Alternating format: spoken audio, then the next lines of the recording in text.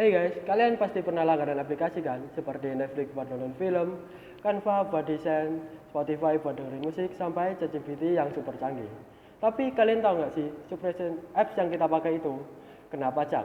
Hari ini kelompok kami bakal jelasin kenapa aplikasi langganan itu dipajaki, buat apa pajaknya, dan berapa besar pajaknya. Yuk mulai. Subscription apps adalah layanan digital yang kita bisa beli ataupun langganan biasanya per bulan atau per tahun. Biasanya kita membeli fitur premium untuk men-unlock fitur-fitur tambahan seperti ChatGPT Pro, YouTube Premium, ataupun Gemini Pro. Di Indonesia sendiri, semua itu sudah diatur dengan kebijakan PPN 11%. Semua apps wajib menaati peraturan tersebut untuk pembayaran subscription per bulan ataupun per tahun.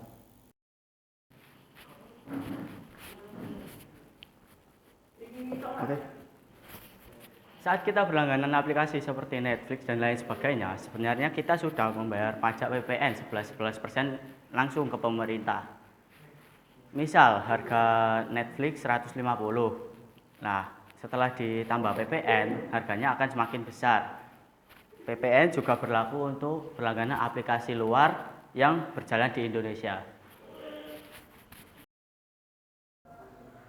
Pada tahun-tahun terakhir, pemerintah Indonesia menunjuk lebih dari 150 perusahaan digital dari luar negeri sebagai pemungut pajak PPN. Istilahnya adalah PMSE, yaitu perdagangan melalui sistem elektronik. Perusahaan seperti Google, Canva, Spotify, Netflix, dan banyak-banyak lainnya.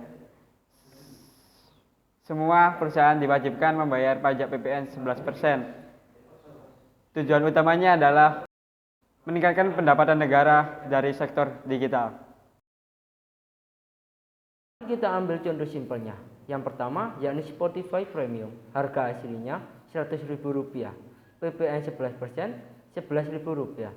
Total harganya yakni Rp111.000. Yang kedua yakni Netflix standar. Harganya Rp150.000. PPN 11%, Rp16.500. Total harganya yakni Rp165.500. Yang ketiga yakni ChatGPT Plus. Harganya Rp300.000. PPN 11%-nya Rp33.000. Total harga yang harus dibayar yakni Rp333.000. Jadi ya harganya jadi lebih tinggi, yaitu wajar.